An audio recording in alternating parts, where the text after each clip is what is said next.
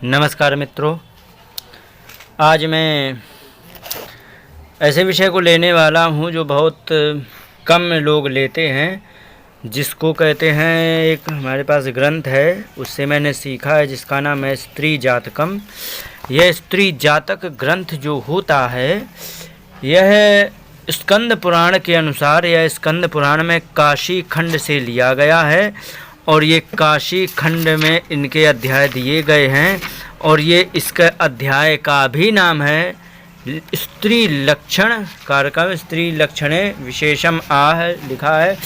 अत स्कंद पुराण अंतर्गत काशी खंडे स्त्री लक्षणे विशेषम आह, माने स्त्री लक्षणों को विशेष पूर्ण से आह बता रहा हूँ। तो इस प्रकार से ये है।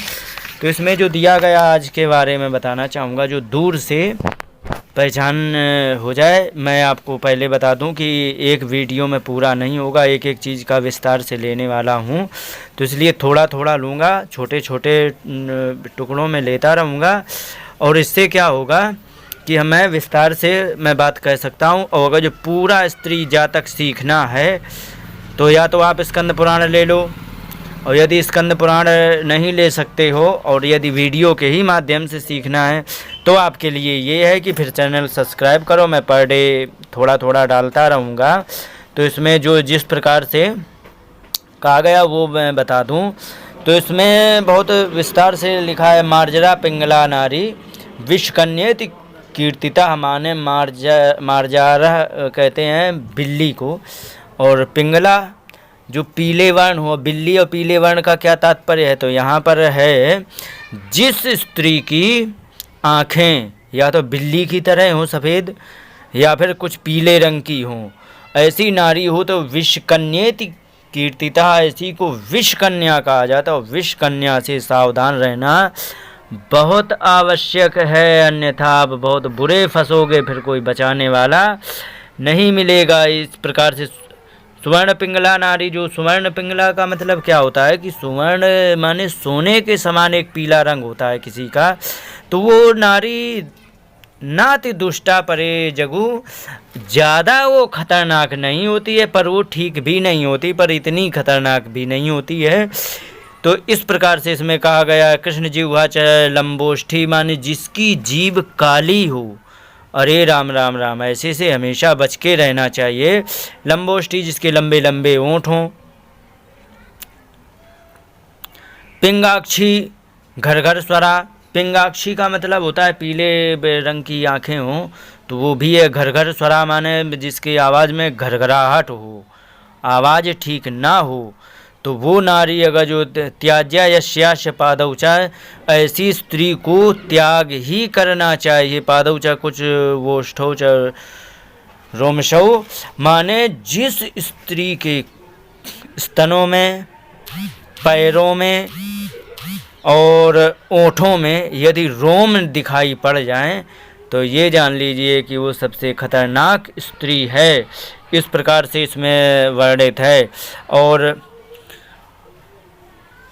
विरलांगुली दत्ताचा, विरलांगुली का मतलब होता है जिसकी उंगलियां पैरों की दूर दूर हों, दूर दूर उंगलियों वाली स्त्री, वो भी त्याज्य होती है।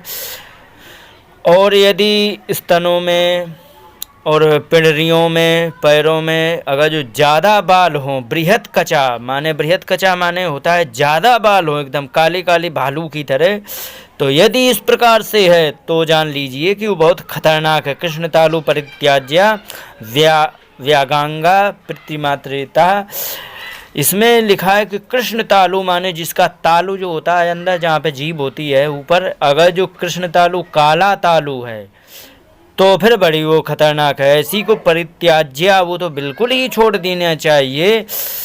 और यदि व्यागांगा माने होता है जिसके अंग एक्स्ट्रा हो, जैसे कि छंगुली होती है, कोई किसी की 6 अंगुलियाँ होती हैं, किसी का एक आधा अंग एक्स्ट्रा होता है, तो ये ऐसी, ये इसमें इसका बहुत ज़्यादा त्याज्य बताया गया। तो ऐसे में इनको त्याज्य करना ही चाहिए। कनिष्ठ का नामिका यस्या यदि मध्यमा तथा भूमौ न स्पृशते सा स्त्री गेया व्यभिचारिणी, अगर जो कनिष्ठिका अनामिका और मध्यमा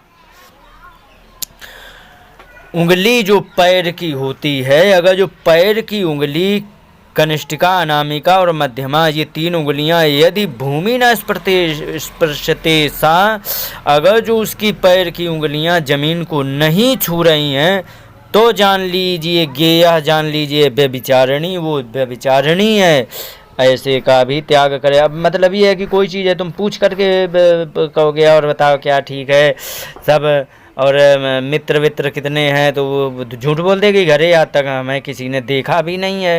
लेकिन सच्चाई जो होती है वो अंगों से आप नहीं छिपा सकते हैं। तो जो तमाशा होता है मुंह से कर सकते हो, अंगों से नहीं कर सकते हो, तो अंगों से देख लो, अंगों से देखने की पूछने की ज़रूरत ही नहीं है। तो यहाँ पर जो बात कही गई है, तो इतने में आज मैंने मोटा बताया है। कितने मिनट की बनी है ये भी देख लें, क्योंकि ज़्यादा लंबी वीडियो देने से लोग बोर हो जाते हैं। 6 मिनट हो गए, ठीक है, तो बोर हो जाते हैं। एक मैं बात और बता दूं, जैसे ये होती हैं स्त्रियां, जैसे ये होती हैं, तो हमारा शास्त्र बहुत कुछ बताता है। एक वो जो घर होता है, घर, तो मैंने बहुत से घरों को देखा है कि आदमी सब बहुत अच्छी तरह कमा रहे, खा रहे, सारी बातें ठीक है, सारी सब बातें ठीक है, लेकिन पता लगे कि ब्याह हुआ 5-6 महीने, मतलब 5-6 साल मान लो खूब अच्छे से पति पत्नी रहे, लेकिन वो बाद में जब अगर जो मान लो किसी कारणवश अलग हुए, अलग होने के बाद फिर उनमें महाभारत चालू हो गए। तो ऐसा क्यों होता है? तो इसका कारण होता है वास्तु दोष, क्योंकि जिस जगह रह रहे थे वहाँ का वास्तु अनुकूल था, जहाँ पहुँच गए हैं तो वहाँ का वास्तु दिक्कत देता है। तो आपसे मैं निवेदन करूँगा कि मैंने वास्तु के विस्तार से जानकारी मैंने डाली हुई है, तो इसमें आप आसानी से देख सकते हैं। वो है प्लेलिस्ट, उसकी स्पेशल प्लेलिस्ट बना दी है। यदि कोई विस्तार से यदि वास्तुशास्त्र सीखना चाहे, ज़रूरी नहीं है कि शास्त्री ही बने, तो अपने घर का डिजाइन यदि करना चाहे तो इन चीज़ों को ध्यान रखेगा तो बहुत सुखी हो जाएगा। इस चीज़ का मैंने अनुभव किया। मैं खुद जब अनजाने में गलत घर में रहा हूँ तो मुझे खुद ये भोगने पड़े हैं, तो भुक्तभोगी हूँ मैं, इसलिए मैं नहीं चाहूँगा कि किसी को कोई तकलीफ़ हो।